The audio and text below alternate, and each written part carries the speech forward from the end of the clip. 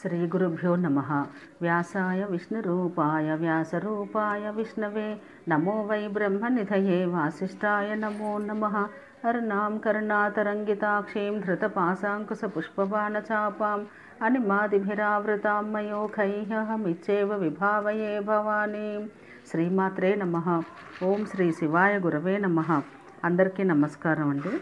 మనం నిన్నటి రోజున సుఖ జనక సంవాదం మొదలు పెట్టామండి. అది పూర్తి చేసుకుందాం ఈరోజు. విద్యాధరో యథా మూర్ఖో జన్మాంధస్తు దివాకర లక్ష్మీధరో దరిద్రస్య నామ తేషాం నిరర్థకం. అసలు కథ చెప్పన మహారాజా, మీ వంశానికి మూలపురుషుడు నిమి ఒకప్పుడు యజ్ఞ నిర్వహణ కోసం వశిష్ఠుని ఆహ్వానించాడు. అతడు వచ్చాడు. దేవేంద్రుడు ఒక యజ్ఞం తలపెట్టాడు. అది పూర్తి చేయించి వెంటనే వచ్చి నీ యజ్ఞం నిర్వహిస్తాను, ఈలోగా నెమ్మదిగా సంబారాలు సమకూర్చుకో అని చెప్పి వశిష్ఠుడు వెళ్ళిపోయాడు. మరొకరిని ఆధ్వర్యుడిగా నియమించి నిమి తన యజ్ఞం జరిపించుకున్నాడు. అది తెలిసి వశిష్ఠుడు అలిగి నిమి దేహం పతనమైపోగాక అని శపించాడు. నిమి అలాగే మారుశాపం ఇచ్చాడు. వశిష్ఠుడు శరీరం పడిపోవుగాక అని. ఇద్దరు అన్యోన్య శాపాలతో పడిపోయారట. అప్పటి నుంచి మీ వంశీయులు విదేహులు అయ్యారే తప్ప దేహాభిమానం లేనంతటి విరక్తులైనందువల్ల మాత్రం కాదు. అది సరే, విదేహుడు గురువును శపించడం ఏమిటి? ఇదంతా వినోదంలా అనిపిస్తుంది నాకు. రాజా, నువ్వేమంటావు? శుకుడు కొంచెం ఘాటుగానే మాట్లాడాడు. అయినా జనకుడు జితేంద్రియుడు, జీవన్ముక్తుడు కదా, నిండుకొండ వివరణ ఇచ్చాడు. విప్రేంద్ర, నువ్వన్నది నిజమే, అసత్యం ఏమీ లేదు. అలాగే జరిగి ఉంటుందని నా అభిప్రాయం కూడా. సరే, దానికేమి, వంశచరిత్ర కాసేపు అలా ఉంచుదాం. నువ్వు గురుపుత్రుడివి, గురువు నాకు పరమ పూజ్యుడు. పితృబంధాన్ని విడిచిపెట్టేసి నువ్వేమో అరణ్యాలకు పోవాలి అనుకుంటున్నావు. వెడతావు. వెళ్ళక నీకు అక్కడ మృగాలతో అనుబంధం ఏర్పడుతుంది. ఏర్పడదా? సృష్టి అంతా ప్రాణికోటి ఉంది. మరి నిస్సంగత్వం నీకు ఎలా సాధ్యపడుతుంది? ఆహారం కోసం, అది ఆకో అలమ్మో ఏదైనా కానీ దానికోసం చింత తప్పదు కదా. మరి నిశ్చింతుడు ఎలా కాగలుగుతావు? వనాల్లో ఉన్న దండాజీనాల చింత ఎలాగూ తప్పదు. ఆలోచించినా ఆలోచించకపోయినా నాకు రాజ్య చింత తప్పదు. మోక్షానికి వికల్పాలు వస్తాయని ఊహించి నువ్వు దూరదేశాలకు పోవాలనుకుంటున్నావు. నాకు అలాంటి వికల్ప సందేహం లేదు. సర్వదా నిర్వికల్పుల్ని. హాయిగా తింటాను, సుఖంగా నిద్రపోతాను. నేను బద్ధుణ్ణి కాను అనే జ్ఞానం ఉంది కనుక నాకెప్పుడూ సుఖమే, నీకెప్పుడూ దుఃఖమే. బద్ధుణ్ణి అనుకుంటున్నావు కనుక అందుచేత ముందు ఆ శంకను వదిలించుకో, సుఖపడతావు. ఈ దేహం నాది కాదు, ఈ బంధం నాది కాదు అని గ్రహించడమే ముక్తత్వం అంటే. అలాగే ఈ ధనం, ఈ గృహం, ఈ రాజ్యం ఇవి ఏవీ నావి కానే కావు. దేహోయం మమ్ బంధోయం నా మమేతి చ ముక్తత తథా ధనం గృహం రాజ్యం నా మమేతి నిశ్చయ అని జనకుడు ముగించాడు. సౌనకాది మహామునులారా, అప్పటికి శుకుడికి సంతృప్తి కలిగింది. వీడ్కోలు తీసుకుని వెంటనే వ్యాసాశ్రమం చేరుకున్నాడు. తిరిగి వస్తున్న కొడుకును చూసి వ్యాసుడు సంతోషించాడు. కౌగిలించుకుని శిరస్సు మూర్కొని స్వాగతం పలికాడు. కుశల ప్రశ్నలు అయ్యాయి. వేదవిధుడు, సర్వశాస్త్ర పారంగతుడు అయిన శుకుడు సమాహిత చిత్తంతో ఆ రమ్యమైన ఆశ్రమంలో ఉండిపోయాడు. రాజ్యం ఏలుతున్న జనకుడు సుఖంగా ఎలా ఉన్నాడో గ్రహించాక శుకుడికి పరనిర్వృతి కలిగింది. యోగ మార్గం ఆశ్రయించాడు. ఆనక కొంతకాలానికి పీవరి అనే సుందరిని వివాహం చేసుకున్నాడు. 4 కొడుకులు, 1 కూతురు కలిగారు. కృష్ణ, గౌరప్రభ, భూరి దేవశ్రుతుల కొడుకులు. కూతురు పేరు కీర్తి. ఈమెను విభ్రాజుడి కొడుకు అనహుడికి ఇచ్చి వివాహం చేశాడు. ఆ దంపతులకు బ్రహ్మదత్తుడు అనే పుత్రుడు జన్మించాడు. అతడు పృథ్వీపాలకుడయ్యాడు. చాలా కాలం రాజ్యం చేసి నారదోపదేశంతో బ్రహ్మజ్ఞానిగా మారి కొడుకుకి రాజ్యం అప్పగించి బ్రహ్మదత్తుడు బదరికాశ్రమం చేరుకున్నాడు. యోగ మార్గం అవలంబించాడు. సుఖమహర్షి కూడా నారదుడి అనుగ్రహం వల్ల సత్యముక్తి మార్గాన్ని గ్రహించి పితృబంధం తెగతెంపులు చేసుకుని కైలాస శిఖరానికి వెళ్ళిపోయాడు. సర్వసంగ పరాన్ముఖుడై ధ్యానంలో మునిగిపోయాడు. అటుపైన ఒకనాడు యోగబలంతో ఆ గిరిశిఖరం నుంచి పైకి ఎగిరి సిద్ధి పొందాడు. ఆకాశంలో సూర్యుడిలా వెలుగొందాడు. శరీరం గిరిశిఖరం మీద రాలిపడింది. ఉత్పపాత గిరేహ శృంగాత్ సిద్ధించ పరమం గతః ఆకాశగో మహాతేజ విరరాజ యథారవి. వ్యాసుడికి విషయం తెలిసింది. పుత్రశోకం పట్టలేకపోయాడు. కొడుకా అని విలపిస్తూ ఆ కైలాసగిరి శిఖరం చేరుకున్నాడు. శుకుడు తపస్సు చేసిన చోట పరిభ్రమించాడు, అలసిపోయాడు. అతడి శోకాలోపాలను కొండగుహలు ప్రతిధ్వనించాయి. ఇప్పటికీ అక్కడ ఆ ప్రతిధ్వనులు వినపడుతూనే ఉంటాయి. పుత్ర అంటూ విలపిస్తున్న వ్యాసుని చూసి శివుడికి జాలి కలిగింది. స్వయంగా వచ్చి ఓదార్చాడు. వ్యాస, ఏమిటి వెర్రి? దుఃఖించకు. నీ పుత్రుడు మహాయోగి, అకృతాత్ములకు దుర్లభమైన పరమగతిని పొందాడు. అతడి కోసం విలపించకూడదు, తప్పు. పైగా నీవు శోకరహిత స్థితి తెలుసుకున్నావాయే. నువ్వు శోకించడం ఏమిటి? ఆ కొడుకు వల్ల నీకు ఎంత కీర్తి వచ్చిందో గ్రహించావా నువ్వసలు? ఊరుకో, శివుడి ప్రబోధం పని చెయ్యలేదు. మహాదేవ జగత్పతి, ఏం చెయ్యను, నా దుఃఖం ఉపశమించడం లేదు. కొడుకుని చూడాలని తహతహలాడుతున్నాయి నా కళ్ళు అన్నాడు వ్యాసుడు. శివుడికి మరింత దయ కలిగింది. అయితే సరే సత్యవతి పుత్ర, నీ పుత్రుడి నీడ నీ పక్కనే ఉంటుంది. దాన్ని చూసి సంతృప్తి చెంది శోకం విడిచిపెట్టు అని వరం ప్రసాదించి శివుడు మాయమయ్యాడు. వ్యాసుడికి కొడుకు నీడ కనిపించింది. చూసి సంతృప్తి చెందాడు. ఏడుపు ఆపేసి తన ఆశ్రమానికి వెళ్ళిపోయాడు. తన ఆశ్రమానికి వెళ్ళి వ్యాసుడు ఏమి చేశాడు, ఎలా కాలం గడిపాడు అని సౌనకాది మహామునులు సూతుణ్ణి అడిగారు. అనంతర కథను అతడు క్లుప్తంగా చెప్పాడు. ధృతరాష్ట్రాది జననం. తన దగ్గర వేదశాస్త్ర పురాణాలను అభ్యసించిన శిష్యులు అసిత, దైవల, వైశంపాయన, జైమిని, సుమంతులను 5గురిని అంతకు ముందే లోక సంచారం కోసం పంపించే ఉన్నాడు వ్యాసుడు. ఇప్పుడు ఆశ్రమంలో తానొక్కడే. ఇది మరింత దిగులయ్యింది. తాను వెళ్ళిపోవాలి అనుకున్నాడు. పుట్టిన చోటు కన్నతల్లి గుర్తుకు వచ్చాయి. గంగ ఒడ్డున కృష్ణద్వీపంలో అలనాడు తనను ప్రసవించి విడిచి కడివెడి దుఃఖంతో వెళ్ళిన తల్లి దాసరాజు కూతురు సత్యవతీదేవి జ్ఞాపకం వచ్చింది. వెంటనే కృష్ణద్వీపం చేరుకున్నాడు. తల్లి కనిపించలేదు. ఏమైందని పల్లెవారిని అడిగాడు. దాసరాజు సత్యవతిని శంతన మహారాజుకి ఇచ్చి వివాహం చేశాడని చెప్పారు. దాసరాజును కలుసుకున్నాడు. కుశల వార్తలు అడిగి బయలుదేరాడు. సరస్వతీ నదీ తీరంలో ఆశ్రమం నిర్మించుకొని తపస్సుకు ఉపక్రమించాడు. సత్యవతి సంతనులకు 2 కొడుకులు పుట్టారనే శుభవార్త తెలిసింది. సోదరులు జన్మించారని సంతోషించాడు. చిత్రాంగదుడు మొదటివాడు, విచిత్రవీర్యుడు రెండవవాడు. 2 గుణవంతులు, రూపవంతులు, పరాక్రమవంతులును. శంతన మహారాజుకి మరో పెద్ద కొడుకు ఉన్నాడు. గంగాదేవి వల్ల జన్మించాడు. అతడే గాంగేయుడు, మహావీరుడు. ఆ ముగ్గురిని చూసుకుని శంతనుడు గర్వపడేవాడు. దేవతలకు కూడా అజేయుణ్ణి అని మురిసిపోయేవారు. కొంతకాలానికి శంతనుడు కాలం చేశాడు. చిరిగిన వస్త్రంలా శరీరాన్ని విడిచిపెట్టేశాడు. ఆచారం ప్రకారం పెద్ద కొడుకు భీష్ముడు తండ్రికి ఉత్తరక్రియలు నిర్వహించాడు. చిత్రాంగదుడిని పట్టాభిషిక్తం చేశాడు. సమర్థుడయ్యుండి తాను రాజ్యం వదిలేశాడు కనుక అప్పటి నుంచి గాంగేయుడు దేవవ్రతుడయ్యాడు. కాలం గడుస్తోంది. ఒక రోజున చిత్రాంగదుడు వేటకు వెళ్ళాడు. ఆ గాఢారణ్యంలో అతన్ని మరో చిత్రాంగదుడు అనే గంధర్వుడు చూశాడు. బలపరాక్రమాలకు మెచ్చి విమానం దిగి వచ్చాడు. వీరోచితంగా ద్వంద్వయుద్ధం జరిగింది. కురుక్షేత్రం అనే పేరుతో వ్యవహరించబడే ఆ అరణ్య ప్రదేశంలో చెలరేగిన ఆ యుద్ధం 3 ఏళ్లు సాగింది. గంధర్వుడు జయించాడు. చిత్రాంగదుడు మరణించాడు. భీష్ముడు అంత్యక్రియలు జరిపించాడు. చిట్టి తమ్ముడు విచిత్రవీర్యుడికి పట్టం కట్టాడు. తాను సంరక్షకుడుగా నిలిచాడు. సత్యవతీదేవి మంత్రి గురు ప్రబోధాలతో పుత్రశోకం నుంచి తేరుకుంది. వ్యాసుడు కూడా చిత్రాంగద మృతికి విచారించిన విచిత్రవీర్య పట్టాభిషేకానికి సంతోషించాడు. క్రమక్రమంగా విచిత్రవీర్యుడు యవ్వనంలో అడుగుపెట్టాడు. అతడికి వివాహం చేయాలని గాంగేయుడు భావించాడు. సరిగ్గా అదే సమయానికి కాశీరాజు తన కూతురు 3కి స్వయంవరం ప్రకటించాడు. దేశ దేశాల నుంచి మహారాజులు ఎంతమందో వచ్చారు. గాంగేయుడు ఒంటరిగా వెళ్ళి వారందరినీ చీల్చి చెండాడి రాచకన్యలను 3ని అపహరించి తెచ్చాడు. 3ని తల్లి, సోదరి, కూతురులాగా మన్నించాడు. సోదరుడికి ఇచ్చి వివాహం జరిపిస్తానని తన తల్లి సత్యవతికి నివేదించాడు. బ్రాహ్మణులను పిలిచి ముహూర్తం పెట్టించాడు. అంతలోకి ఒక రోజున ఆ 3లోనూ పెద్దమ్మాయి భీష్ముడి దగ్గరకు వచ్చి సిగ్గుపడుతూ ఒక విషయం చెప్పింది. తాను అంతకుముందే సాల్వ మహారాజును వరించానని, మా ఇద్దరికి మానసికంగా వివాహం అయిందని, అటుపైన నీ ఇష్టమని తెలియపరిచింది. భీష్ముడు ధర్మ సంకటంలో పడ్డాడు. పెద్దలను, మంత్రులను, తల్లిని సంప్రదించాడు. వారి సూచన ప్రకారం ఆ అమ్మాయిని పంపించేశాడు. ఆ కన్యక సరాసరి సాల్వపతి ఇంటికి వెళ్ళింది. జరిగింది జరిగినట్లు చెప్పింది. పరస్పరం ప్రేమించుకున్నాం కనుక ధర్మపత్నిగా స్వీకరించమంది. సాల్వుడు అంగీకరించలేదు. నా కళ్ళ ముందే భీష్ముడు నీ చెయ్యి పట్టుకుని రథం ఎక్కించుకున్నాడు. ఇక నేను నీ పాణిగ్రహణం చెయ్యను. అతడు తల్లిలా భావించి నిన్ను పంపించినా నా దృష్టిలో నువ్వు పరోచ్ఛిష్ట అని వెళ్ళిపోమ్మన్నాడు. ఏడుస్తూ భీష్ముడి దగ్గరికి వచ్చి జరిగింది చెప్పింది. అపహరించి తెచ్చావు కాబట్టి న్యాయతః నువ్వే నన్ను పెళ్లాడాలి అంది. లేకపోతే మరణిస్తానంది. భీష్ముడు ఒప్పుకోలేదు. మరొకరికి మనసిచ్చిన దానవు నిన్నెలా మనవాడతాను, పుట్టింటికి పొమ్మన్నాడు. ఆ కన్యకామ్మని అవమానం భరించలేక అడవులకు పోయింది. తపస్సుకి ఉపక్రమించింది. తక్కిన 2 కన్యకలు అంబిక, అంబాలికలను విచిత్రవీర్యుడు వివాహమాడాడు. 9 సంవత్సరాలు రేంబవలు వారితో క్రీడించి సంసార సుఖాలు అనుభవించాడు. రాజయక్ష్మ వచ్చి అనగా క్షయ వచ్చి హఠాత్తుగా మరణించాడు. సత్యవతీదేవి దారుణంగా విలపించింది. ప్రేత కార్యాలు మంత్రులతో జరిపించింది. ఒక రోజున ఏకాంతంగా భీష్ముడితో సంభాషించింది. శంతన మహారాజుకి పెద్ద కొడుకువు కాబట్టి రాజ్యం పాలించమంది. సోదరుడి భార్యను స్వీకరించి వంశం నిలబెట్టమంది. ఈ యయాతి వంశం అంతరించిపోకుండా చూడమంది.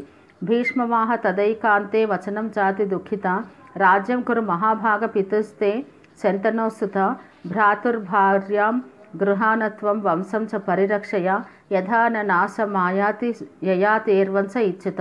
భీష్ముడు అంగీకరించలేదు. తండ్రి కోసం అలనాడు ప్రతిజ్ఞ చేశాను కనుక రాజ్యము చెయ్యను, వివాహము చేసుకోను అని మరోసారి భీష్మించాడు. వంశం ఎలా నిలబడుతుందా అని సత్యవతికి దిగులు పట్టుకుంది. దానికి తోడు అరాచకం వచ్చి పడింది అని మరొక భయం. అప్పుడు ధర్మశాస్త్రవేత్త భీష్ముడు ఒక సలహా ఇచ్చాడు. సద్బ్రాహ్మణుని పిలిపించి కోడలతో నియోగించమన్నాడు. ఆ పుట్టేవాడు విచిత్ర వీర్యుడికి క్షేత్రజుడవుతాడు కనుక కులరక్షణ కోసం ఈ పాటిది తప్పు కాదన్నాడు. అప్పుడు ఆ మనవుడికి ఈ రాజ్యం అప్పగిద్దవు గాని నేను అతడి ఆజ్ఞను శిరసావహిస్తాను అని కూడా మాట ఇచ్చాడు. సత్యవతి సరేనని సమ్మతించింది. తాను కన్యగా ఉన్నప్పుడు పరాశరుడి వల్ల జన్మించిన వ్యాసుని స్మరించింది. తలచినంతనే ప్రత్యక్షమయ్యాడు వ్యాసుడు. తల్లికి నమస్కరించి నిలబడ్డాడు. భీష్ముడు వచ్చి పొగలేని అగ్నిలా ఉన్న అన్నగారికి సపర్యలు చేశాడు. సత్యవతీదేవి మెల్లగా తన మనసులో ఉన్న మాట బయటపెట్టింది. వంశం నిలబెట్టమంది. వ్యాసుడు వాక్యంగా అంగీకరించాడు. ఋతుకాలాన్ని ప్రతీక్షిస్తూ అక్కడే ఉండిపోయాడు. అంబిక ఋతుస్నానం చేసింది. వ్యాసుడు కలిశాడు. గర్భవతి అయింది. గుడ్డివాడు పుట్టాడు. సత్యవతి దుఃఖించింది. రెండవ కోడలు అంబాలికను నియోగించింది. ఆవిడకు ఒక పాండురోగి జన్మించాడు. వాడు రాజ్యానికి పనికిరాడే ఇలాగా అని సత్యవతి బాధపడింది. ఏడాది గడిచాక మరొకసారి వ్యాసుని స్మరించి రప్పించింది. కోడల్ని పిలిచి మరొకసారి ప్రయత్నించమంది. ఈసారి అంబాలిక తన బదులు దాసిని నియమించింది. వ్యాసుడు కలిశాడు. ధర్మాంశంతో విదురుడు జన్మించాడు. ఇలా వ్యాసుడు ధృతరాష్ట్ర పాండు విదురులకు జన్మకారకుడై యయాతి వంశాన్ని నిలబెట్టి భ్రాతృధర్మం నెరవేర్చాడు. ద్వితీయ స్కందం. సూత మహర్షి, నువ్వు చెప్పిన ఈ కథలో గర్భధారణ చాలా ఆశ్చర్యకరంగా ఉంది. సరే, అదల్లా ఉండని ముందసలు ఈ సంగతి చెప్పు. సత్యవతీదేవి వ్యాసుడికి తల్లి అన్నావు కదా, ఆవిడ శంతన మహారాజును వివాహం చేసుకుంది అన్నావు. కన్యగానే వ్యాసుడికి జన్మనిచ్చింది అన్నావు. అదేమిటి పోని అంటే అలాంటి అమ్మాయిని శంతనుడు ఎలా వివాహం చేసుకున్నాడు? ఇద్దరు పుత్రులను ఎలా కన్నాడు? ఇవన్నీ మా సందేహాలు. సత్యవతి పుట్టుక, వేదవ్యాసుడి పుట్టుక సవిస్తరంగా వినాలని పరమ కుతూహలంగా ఉంది. దయచేసి వివరించు నాయన అని సౌనకాది మహామునులు అభ్యర్థించారు. సూతుడు ప్రారంభించాడు. మునివర్యులారా, చతుర్వర్గీ ప్రదాయిని ఆదిశక్తిని మనసారా మరొకసారి నమస్కరించి మీరు అడిగిన పురాణ గాథను వివరిస్తాను. ఏ వంకతోనైనా సరే ఆ పరాశక్తి పేరును ఉచ్చరిస్తే చాలు వాక్శక్తి సిద్ధిస్తుంది. ఆ దేవి వాంఛితార్థ ప్రదాయిని. కోరికలు తీరాలంటే అన్ని వేళలా అన్ని విధాలా ఆ శక్తిని ధ్యానించవలసిందే. వ్యాసజననం. పూర్వకాలంలో ఉపరిచర వసువు అనే ఒక రాజు ఉండేవాడు. పరమ ధార్మికుడు, సత్యసంగరుడు. చేది దేశాన్ని పాలిస్తూ ఉండేవాడు. అతడి తపస్సుకి మెచ్చి ఇంద్రుడు స్ఫాటిక సుందరమైన విమానాన్ని బహూకరించాడు. ఆ దివ్య విమానం అధిరోహించి అతడు ఆకాశంలో సంచరిస్తూ ఉండేవాడు. అందుకని అతడికి ఉపరిచర వసువు అనే పేరు ఏర్పడింది. అతడి భార్య పేరు గిరిక. చాలా అందగత్తె. వారికి 5 కుమారులు. ఎవరి రాజ్యాలను వారు ఏలుకుంటున్నారు. ఒకనాడు ఋతుస్నాతైన గిరికాదేవి తన వాంఛను భర్తకు విన్నవించింది. సరిగ్గా అదే సమయానికి వసురాజు గారి తండ్రి వచ్చి పితృకార్యానికి అవసరమయ్యాయి, అడవికి వెళ్లి మృగాలను వేటాడి తీసుకురమ్మని ఆజ్ఞాపించాడు. భార్య మాట కన్నా తండ్రి మాట శిరోధార్యమని భావించి తక్షణ అవసరాన్ని గుర్తించి అతడు వేటకు బయలుదేరాడు. మనసంతా గిరికా సంగమం మీదనే ఉంది. చటుక్కున రేతస్ఖలనం అయింది. వృధా పోనివ్వకూడదని మర్యాకులోకి పట్టాడు. ఋతుకాలం దాటిపోకుండా దీన్ని భార్యకు చేర్చాలనుకున్నాడు. పెంపుడు డేగకు విషయం చెప్పి ఆకును పొట్లం కట్టి పంపించాడు. ఎక్కడా ఆగకుండా వేగంగా వెళ్ళి గిరికకు ఇచ్చిరమ్మన్నాడు. అది పొట్లాన్ని ముక్కున కరుచుకుని ఆకాశంలోకి బాణంలా దూసుకుపోయింది. ఎదురుగా వస్తున్న మరో డేగ ఆ పొట్లాన్ని చూసి మాంసం ముక్క అనుకుంది. వెంటపడింది. ముక్కుతో పొడిచింది, కాళ్ళతో తన్నింది, గోళ్లతో రక్కింది. రెండింటికి పెద్ద యుద్ధం జరిగింది. ఆ సంరంభంలో పొట్లం కాస్త జారి యమునా నదిలో పడింది. డేగలు 2 ఎటు అటు వెళ్ళిపోయాయి. ఆ సమయానికి ఒక బ్రాహ్మణుడు యమునా నదిలో మొలలోతు నీటిలో నిలిచి సంధ్యావందనం చేసుకుంటున్నాడు. అద్రిక అనే ఒక అప్సరస జలకేలి ఆడుతూ ఈ బ్రాహ్మణ యువకుడిని చూసింది. ఆట పట్టిద్దామనిపించి మునుగు ఈతతో వచ్చి కాళ్ళు పట్టుకు లాగింది. బ్రాహ్మణ యువకుడికి కోపం వచ్చింది. నా ధ్యానాన్ని భంగపరుస్తావా? హత్తెరి, నువ్వు చేపవైపు అని శపించాడు. అద్రిక ఆడచేపగా మారిపోయింది. నీటి మీద తేలుతున్న ఆకుపొట్లం కంటపడింది. ఒక్క ఉదుటన వెళ్ళి అందులో ఉన్న వసు వీర్యాన్ని మింగేసి గర్భవతి అయింది. నెలలు నిండాయి. 10వ నెలలో ఒక మత్స్యకార్యుడికి వలలో చిక్కింది. దాన్ని తీసుకుని పొట్ట చీల్చాడు. 2 బిడ్డలు బయటపడ్డారు. ఒక ఆడ, ఒక మగ. ధీవరుడు బిత్తరపోయాడు. పరుగున వెళ్ళి తమ ప్రభువు దాసరాజుకు విన్నవించాడు. అతడు అబ్బురపడ్డాడు. 2 బిడ్డలను బాధ్యతగా తానే స్వీకరించాడు. అబ్బాయికి మత్స్యరాజు అని, అమ్మాయికి కాళి అని నామకరణం చేశాడు. 2 పెరిగి పెద్దవాళ్ళు అవుతున్నారు. మత్స్యరాజు తండ్రికి తగిన పరాక్రమశాలి అయ్యాడు. అమ్మాయి రంగుకి నడిపే కానీ అందంలో అప్సరస. మత్స్యగర్భం నుంచి వచ్చింది కనుక మత్స్యోదరి అని, ఒళ్ళంతా చేపల కంపు కనుక మత్స్యగంధి అని ఇరుగు పొరుగు అమ్మలక్కలు పిలవడంతో ఆ పేర్లు కూడా ఆమెకు స్థిరపడ్డాయి. అల్లారు ముద్దుగా పెరుగుతున్నారు. ఇంతదాకా చెప్పి సూతుడు కాస్త ఊపిరి తీసుకోవడం కోసం ఆగాడు. అంతే ఒక మహాముని టక్కున అందుకున్నాడు. సూత మహర్షి, అడ్డు తగిలానని ఏమీ అనుకోకు. వీళ్ళ కథ తర్వాత చూద్దాం. అద్రిక మాట ఏమిటి? మళ్ళీ మర్చిపోతాం, అందుకని అడుగుతున్నాను. శాప విముక్తి అయ్యిందా? అయితే ఎలా అయింది? ఆ సంగతి ముందు చెప్పు అన్నాడు. సూతుడు అలాగే అని ఉపక్రమించాడు. మహర్షి, నువ్వు అన్నమాట నిజమే, మళ్ళీ మర్చిపోతాం, టూకీగా చెప్పేస్తాను, వినయండి. ఆ బ్రాహ్మణుడు అలా శాపం ఇచ్చాడు కదా. అద్రిక దీనురాలై కాళ్ళ వేళ్ళ పడింది, బతిమాలింది, శాప విమోచనం చెప్పమంది. విప్రుడు కరిగిపోయాడు, కరుణించాడు. కళ్యాణి, నీ కడుపున 2 మానవ శిశువులు జన్మిస్తారు. దానితో నీకు శాపమోక్షం, మళ్ళీ నీ దివ్యసుందరి రూపం నీకు వస్తుంది. నీ లోకానికి నువ్వు వెళ్తావు అన్నాడు. ఆ ప్రకారమే చేపగా మారి 2 బిడ్డలను ప్రసవించింది. శాప విమోచనం అయింది, స్వర్గానికి వెళ్ళిపోయింది. మహర్షులారా, మళ్ళీ మన ప్రధాన కథలోకి వద్దాం. మత్స్యగంధి దాసరాజు గారి ఇంట ఎదుగుతోంది, రూప యవ్వనవతి అయింది. ఒక రోజున మధ్యాహ్నం ఆ యమునా నది ఒడ్డున తండ్రికి భోజనం వడ్డిస్తోంది. అదే సమయానికి వచ్చాడు పరాశర మహర్షి. అతడు తీర్థయాత్రలు చేస్తూ అక్కడికి చేరుకున్నాడు. నావలో నదిని దాటించమని దాసరాజును అడిగాడు. అత్యవసరంగా వెళ్లాలని త్వరపెట్టాడు. భోజనం చేస్తున్న దాసరాజు మధ్యలో లేవడం ఆచారం కాదు కనుక మత్స్యగంధిని పురమాయించాడు. అమ్మాయి, ఆవలి వడ్డకు చేర్చిరా, వెళ్ళాలని తొందరపడుతున్నాడు, పైగా తపస్వి అన్నాడు. సరేనంది మత్స్యగంధి.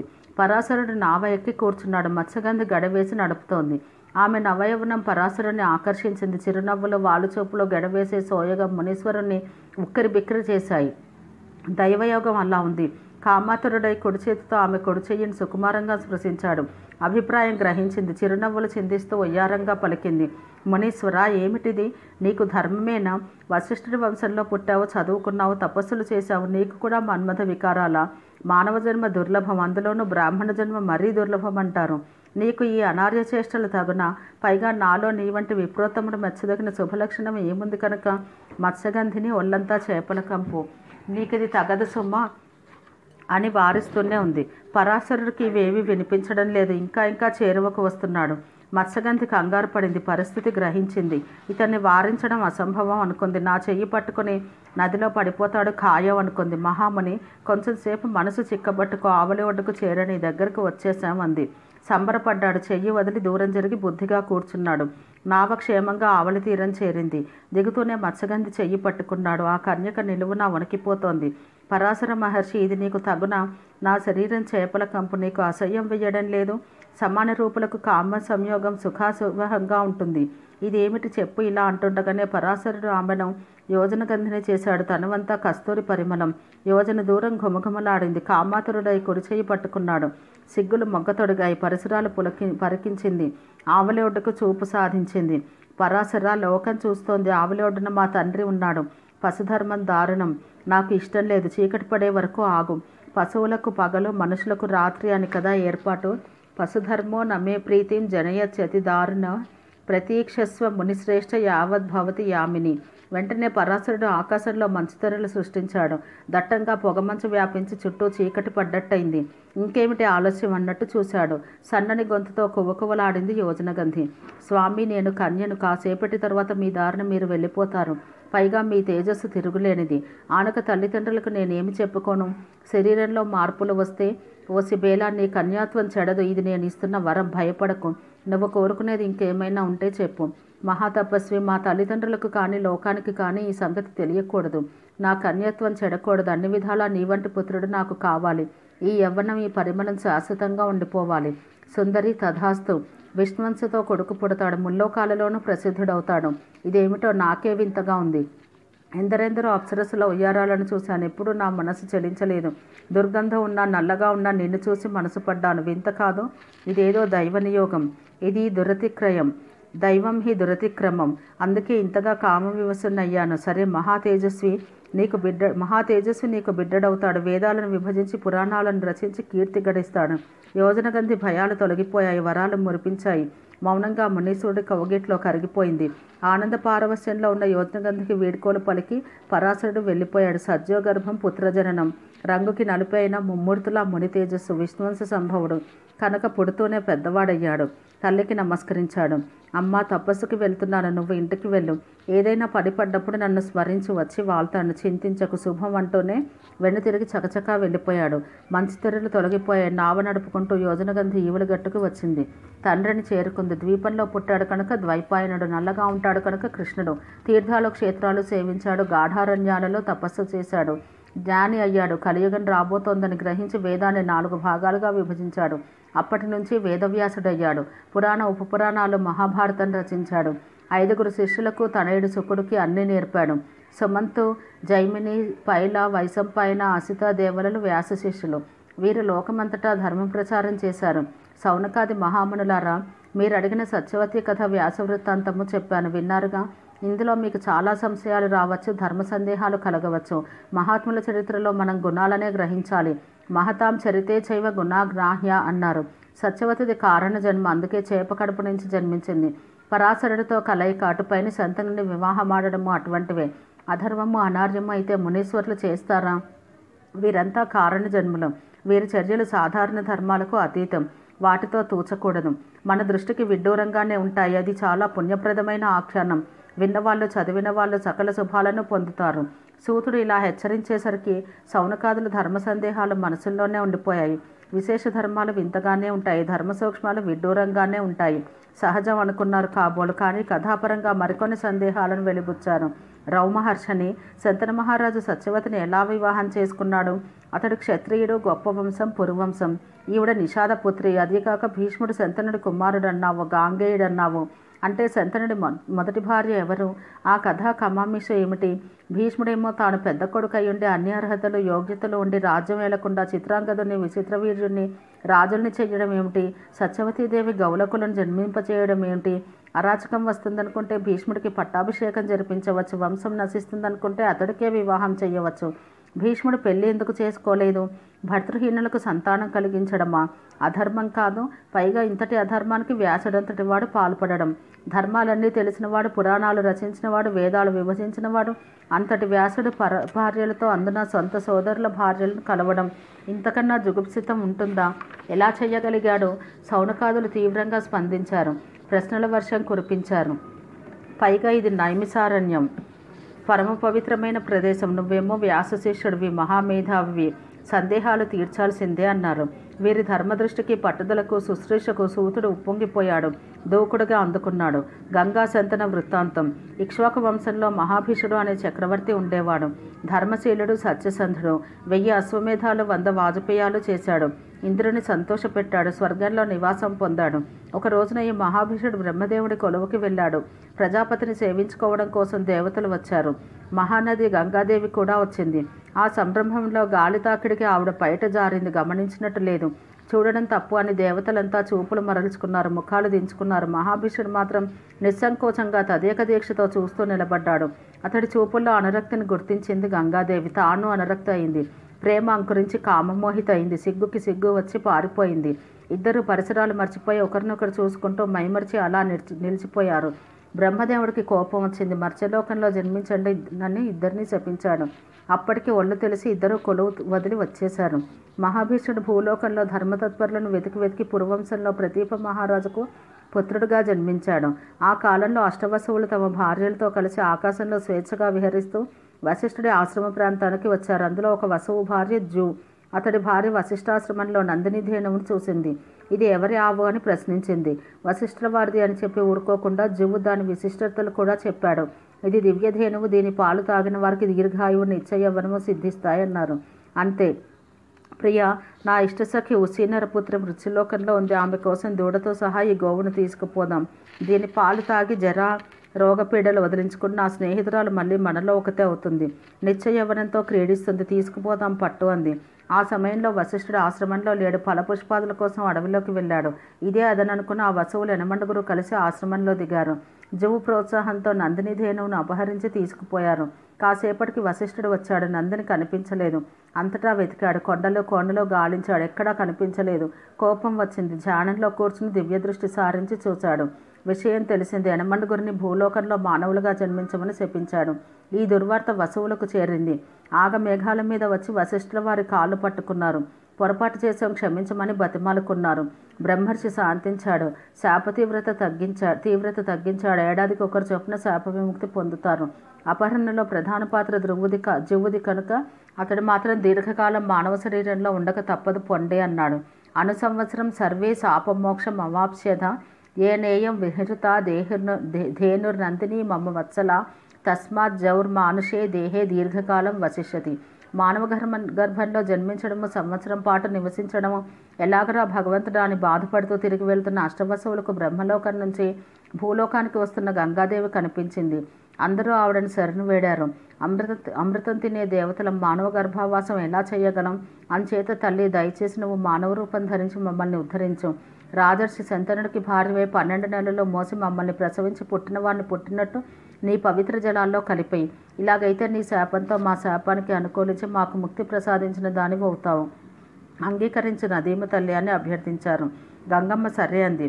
వసువులు సంతృప్తి చెంది తమ లోకానికి వెళ్ళిపోయారు. ప్రత్యప మహారాజుకు సంతానం లేదు. పుత్రార్థియే గంగా తీరాన సూర్యోపాసనకు కూర్చున్నాడు. తీవ్రంగా తపస్సు చేస్తున్నాడు. ఒకనాడు హఠాత్తుగా ఆ నీటి నుంచి ఒక సుందరాంగి లేచి వచ్చి ప్రత్యపుడి కుడితొడపై కూర్చుంది. కళ్ళు తెరిచి చూశాడు. రూప యవ్వనశాలిని శుభాంగి, ఎవరి నువ్వు? నా అనుమతి లేకుండా వచ్చి నా తొడ మీద కూర్చున్నావెందుకని ప్రతీపుడు సౌమ్యంగా ప్రశ్నించాడు. కామించి వచ్చాను, స్వీకరించు అంది సుందరాంగి. వరవర్ణిని, నేను పరస్త్రీ పరాముఖుణ్ణి. పైగా నువ్వు నా కుడితోడపై కూర్చున్నావు. అది కొడుకో కూతురో కోడలో కూర్చోదగిన చోటు. సితా దక్షిణామూరం మే సమాశ్రిష్య నా చ భామిని అపచానాం సుష్ణానాం చ స్థానం విద్ధి శుచిస్మృతి. అందుచేత కొడుకు పుడితే నువ్వు నాకు కోడలు అవుతావు, కానీ నీ పుణ్యానైనా నాకు కొడుకు పుడతాడు, సంశయం లేదన్నాడు ప్రతీపుడు. సుందరాంగి సరే అంది, వెళ్ళిపోయింది. ప్రతీపుడు తపస్సు చాలించి నగరానికి చేరుకున్నాడు. ఆ సుందరాంగిని గురించే ఆలోచిస్తున్నాడు. కొంతకాలానికి ప్రతీపుడి అంతఃపురం కలకలలాడింది. కొడుకు పుట్టాడు. అల్లారు ముద్దుగా పెరిగి పెద్దవాడయ్యాడు. అతడే శంతనుడు. రాజ్యం అతడికి అప్పగించి వానప్రస్థానికి పోదామని ప్రతీపుడు నిర్ణయించుకున్నాడు. కొడుకును పిలిచి అలనాటి సుందరాంగి వృత్తాంతం చెప్పాడు. నువ్వు ఏ వేట కోసమో ఏ అడవులకో వెళ్ళినప్పుడు ఆ సుహాసిని నీ దగ్గరికి వస్తుంది. కామార్తను అంటుంది, తిరస్కరించకు. ఎవరివి నువ్వు అని ప్రశ్నించకు. ధర్మపత్నిగా స్వీకరించు, సుఖించు. ఇది నా ఆజ్ఞ అని చెప్పేసి ప్రతీపుడు శంతనుడికి రాజ్యం అప్పగించి అడవులకు వెళ్ళిపోయాడు. ఆదిశక్తిని పరాంబికను ఉపాసించి మోక్షం పొందాడు. సౌనకాది మహామునులారా, శ్రద్ధగా వింటున్నారా అని ఒక హెచ్చరిక విసిరి సూతుడు ప్రవచనం కొనసాగించాడు. శంతనుడు ధర్మతత్పరుడై రాజ్యం చేస్తున్నాడు. అతడికి మృగయా వినోదం పట్ల ఆసక్తి మెండు. క్రూర మృగాలను వేటాడి చంపడంలో దిట్ట. గంగా తీరాన ఒక ఘోరారణ్యంలో వేటాడుతుండగా సుందరాంగి కనిపించింది. రూప యవ్వనశాలిని చారుహాసిని వరవర్ణిని. శంతనుడికి తండ్రి మాటలు జ్ఞాపకం వచ్చాయి. ఆవిడే ఈవిడ, సందేహం లేదు అనుకున్నాడు. సౌందర్య మధురామృతాన్ని కన్నులారా గ్రోలుతున్నాడు. రెప్ప వేయకుండా చూస్తున్నాడు. తడిమి తీరడం లేదు. తనవు పులకించింది. అనువనువు రోమకూపాలు ఉబ్బికి బిగిసి నిల్చున్నాయి. నిస్సంకోచంగా తదేక దీక్షగా చూస్తూ నిలబడ్డాడు. అతడి చూపుల్లో అనురక్తిని గుర్తించింది సుందరాంగి. అవే కన్నులు, అవే చూపులు, అదే అనురక్తి మహాభిషుడుగా గుర్తించింది సుందరాంగి. శంతనుడు మాత్రం గంగాదేవిగా గుర్తించలేకపోయాడు. కానీ మధురంగా సాంత్వనంగా పలకరించాడు. సుందరాంగి, దేవకాంతవా మానవకాంతవా, నాగయక్ష గంధర్వాప్సరసలలో ఏ జాతి నీది? ఎవరైతే నాకేమిలే, ఇదే చిరునవ్వుతో ఇదే అనురాగంతో ఇలాగే ఇప్పుడే నాకు ధర్మపత్నివిక. ఇతడు నన్ను గుర్తించలేదని గ్రహించింది గంగాదేవి. చెదరని చిరునవ్వుతో బదులు పలికింది. నృపోత్తమ, నిన్ను నేను ఎరుగుదును. ప్రతీప మహారాజు గారి పుత్రరత్నానివి. నీ వంటి వాడిని పతిగా పొందాలని ఏ సతి మాత్రం కోరుకోదు. అలాగే నీ మాట జవదాటను. అయితే నాదొక నియమం, నువ్వు పాటిస్తానని మాట ఇవ్వాలి. నేను ఏం చేసినా అది శుభం కానీ అశుభం కానీ నువ్వు ప్రశ్నించకూడదు, అడ్డు చెప్పకూడదు, నిందించకూడదు. నిషేధించినా నిందించినా నిన్ను విడిచి వెళ్ళిపోతాను. ఇది నా నియమం. అంగీకారమేనా? యచ్చ కుర్యామహం కార్యం శుభం వాయది వా శుభం నా నిషేధ త్వయా రాజన్ నా వక్తవ్యం తథా ప్రియం. ఈరోజు మనం శంతన మహారాజు గురించి, గంగా శంతన వృత్తాంతం గురించి తెలుసుకున్నాము. ఓం సహనావతు సహనౌ భునక్తు సహ వీర్యం కరవావహై తేజస్వినావధీతమస్తు మా విద్విషావహై.